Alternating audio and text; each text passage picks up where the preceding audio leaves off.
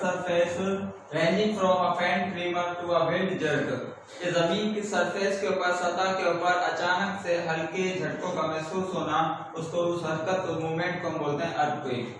When fan trimmer means हल्के धीमे झटके, जलजले। विंड जर्क में अचानक से झटका महसूस होना, हमने देखा होगा जमीन पर हम देखते हैं, जमीन हमारी हिलती है, हमें अचानक से कोई झटका महसूस होता है तो उनको उसको बोलते हैं हम फैन ट्रिमर मींस हल्के धीमे जलजले, छोटे। This movement is enough to shake the earth surface. ये जो मूवमेंट होती है, हरकत होती है, ये इतनी काफी होती है कि जमीन को हिलाने के लिए।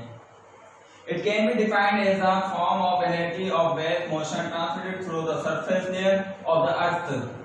ये एक किस्म की वेव्स होती हैं जो ट्रांसमिट होती हैं नीचे से, जो जमीन की जो क्रस्ट होती है अपर मेंटल लेयर्स पे से, जहाँ पर ये वेव्स होती हैं, क्रिएट होती हैं। ये वेव्स जो है अर्थ सरफेस के ऊपर जो है ट्रांसमिट होती है, जिसकी वजह से जो है हमारे पास जो अर्थक्वेक जो है क्रिएट होता है। This energy release takes the form of waves called seismic waves। और वो जो वेव्स होती हैं उनका नाम है seismic waves, मींस जलजले वाली वेव्स बोलते हैं जिसको हम। An earthquake may originate deep inside the crust at or near the earth's surface or even in the upper mantle layer। ये जो वेव्स होती हैं, seismic waves होती हैं, या मेंटल जो लेयर हमने पढ़ा था, लेयर्स पढ़ी थी जो हमने, जो पर मेंटल लेयर्स होती है उस पे हो सकती है, उधर होती है, या जो क्रस्ट होता है उसके करीब भी ये जो है वेव्स जो है क्रिएट हो सकती हैं। The earth of earthquake inside the crust is called the focus। जिस जहां पर ये seismic waves क्रिएट होती हैं उसको हम, उस सेंटर, उस मरकज को हम बोलते हैं फोकस। फोकस के सबसे ऊपर जो सीधे लाइन से सबसे ऊपर जो सिस्मिक वेव, जहां पर यह सरफेस पर असरदार होती है, उसको बोलते हैं हम एपिसेंटर। एपिसेंटर और जो वेव्स होती हैं उसको हम बोलते हैं सिस्मिक वेव्स। और जहां पर ये वेव्स जिसकी वजह से जो जमीन पर मूवमेंट होती है, उसकी वजह से जो जमीन अर्थ सरफेस के ऊपर जो है, क्रस्ट के ऊपर जो सरफेस पे हमारे पास जो है क्रैक पड़ता है, एक बड़े से क्रैक पड़ जाते हैं, उस क्रैक्स को हम बोलते हैं फॉल्ट।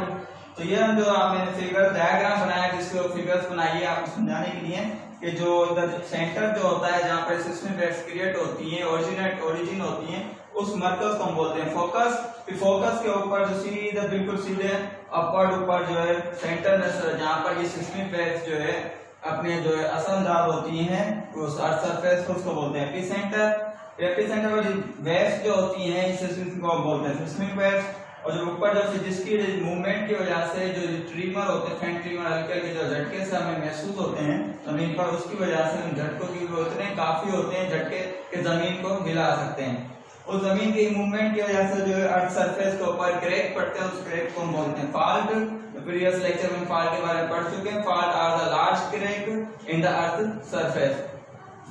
फॉर्मेशन होता है अर्थक्वेक। तो फॉर्मेशन जो अर्थक्वेक जो है, इसकी जो बनता है, जो आता है, वो हमारा सिस्मिक वेव्स की वजह से जो है क्रिएट होता है।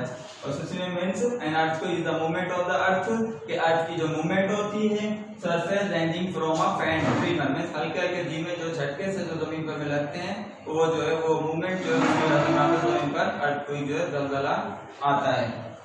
Thank you.